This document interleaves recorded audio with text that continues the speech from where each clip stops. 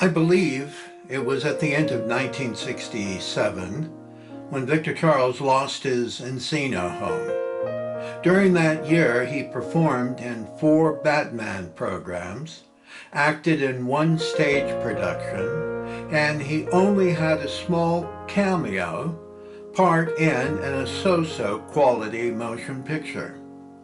Agent Jerry Rosen must have been desperate to get Victor Charles back on track of working with celebrity actors and actresses again.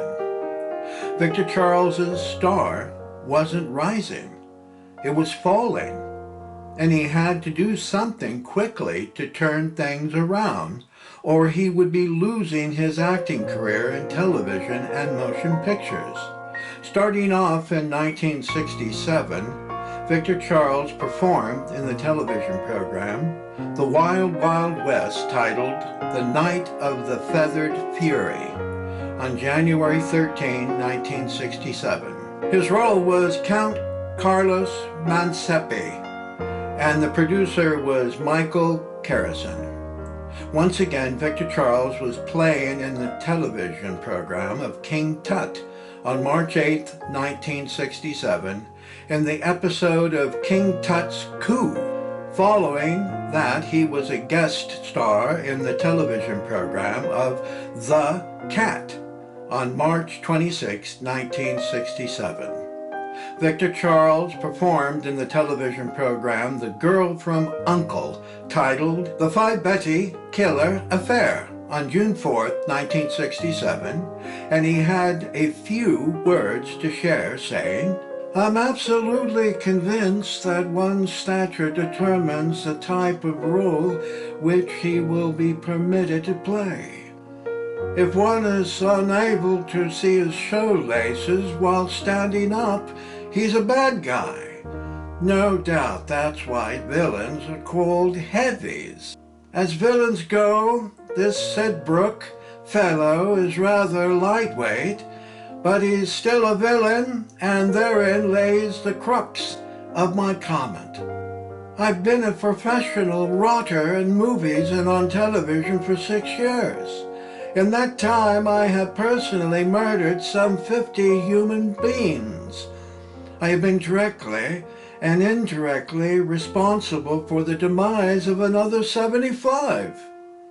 My general history of robbery, pillage, tear, and brutality makes King Kong look like Mary Poppins. The sex life of a Hollywood villain is virtual nil. I would appear that bad guys don't have a very happy home lives. I'm seldom permitted to have a wife or children. The closest I ever came to children on the screen was once when I kidnapped Loretta Young's daughter, but the policeman made me give her back. I lost 50 pounds, not that you'd ever know it. It's like the difference between 0 and 10 degrees. It's still cold. The difference between 350 and 400 pounds is still pretty fat. And a short time later, on July 27, 1967, he was playing King Tut again in the episode of Batman's Waterloo. Victor Charles soon played the role of Mr. Memory in the television program Dick Tracy, titled The Plot to Kill Nato, and it was only 27 minutes in length. There was no date of the month or day in 1967, and no other newspaper clippings of it. The summary of the program reads, "Supervillain Mr. Memory has 3 ambassadors set to attend a secret NATO conference about the Northern European defense system kidnapped in order to derail NATO and benefit an unnamed group or nation led by a man named Major Power. Chip Patton turns to his best man, Dick Tracy, to rescue the ambassadors and keep the conference on track." William Self was the executive producer at 20th Century Fox. On September 14, 1967, he played in the role of Mr. Kof in the television program Daniel Boone. In the episode of The Ballad of Sidewinder and Cherokee, the executive producer was Aaron Rosenberg. The only picture Victor Charles performed in during 1967 was Who's Minding the Mint? He played a small role as the captain.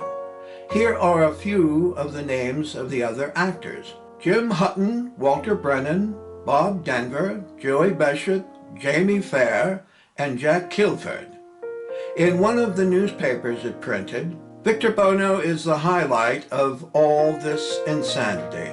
Buono's most distinguished moment comes when his craft folds up and he bravely sinks into the murky depths of the sewer, waving a tiny American flag. Victor Charles played King Tut in Batman once again on October 19, 1967, in the episode of The Unkindest Tut of All. And to top off the year of 1967, Victor Charles performed in playwright Stead's Turkel's play On the Stage at the Mendelssohn Theater on December 1st, 1967, in the stage production of Amazing Grace.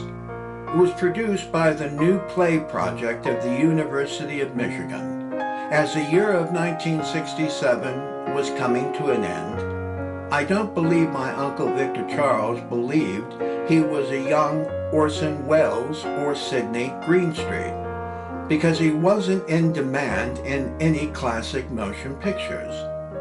Going into 1968 was a major drought for him by not working in quality motion pictures and for the lack of playing roles in television programs. My father and I left South Mission Beach and we moved into an apartment at 365 Bonaire Street in La Jolla, California. We were only a few minutes away from the beautiful Winning Sea beach, and it was only a 15-minute walk for me to get to La Jolla High School. We had our own bedrooms. We had a large living room, one bathroom with a bathtub and shower, and a nice-sized kitchen to cook in. We definitely were coming up in the world because his business was succeeding and making us financially more secure. Victor Charles moved away from his Encino home sometime before or shortly after 1968. It must have been one of his darkest moments since going up to Hollywood in 1962, and things were looking rather bleak because of lack of work in television and motion pictures.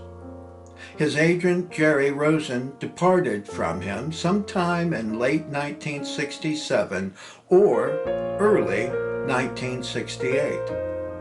I wish I knew what came between them, because they were very close during those last 7 years or so. Victor Charles did get another agent, and I can't recall his name, but later on, around 1970, his new agent would soon bring a big surprise to Victor Charles's life.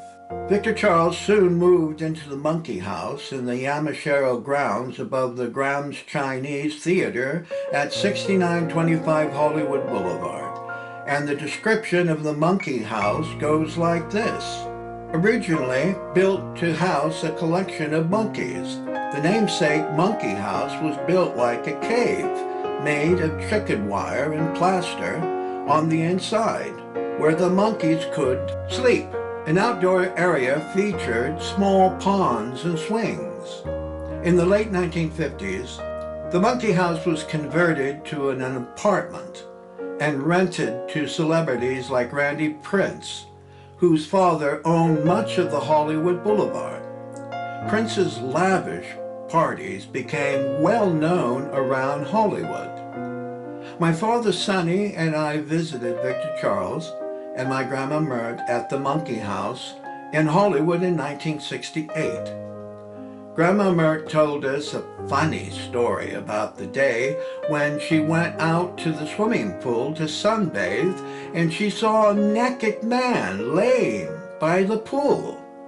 She obviously felt uncomfortable because it was only she and him, and she didn't want to keep looking at his transparent atomy any longer.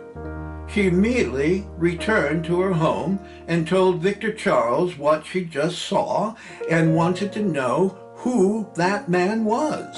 He went to look at the pool, and when he returned, he calmly said to her, "If you've watched the television Western Bonanza, Mother, you just saw Adam Cartwright's Family Jewels, and the man you were looking at is actor Pernell Roberts." I'll never forget her smile and her hard laughing, and I also thought she might have liked what she saw.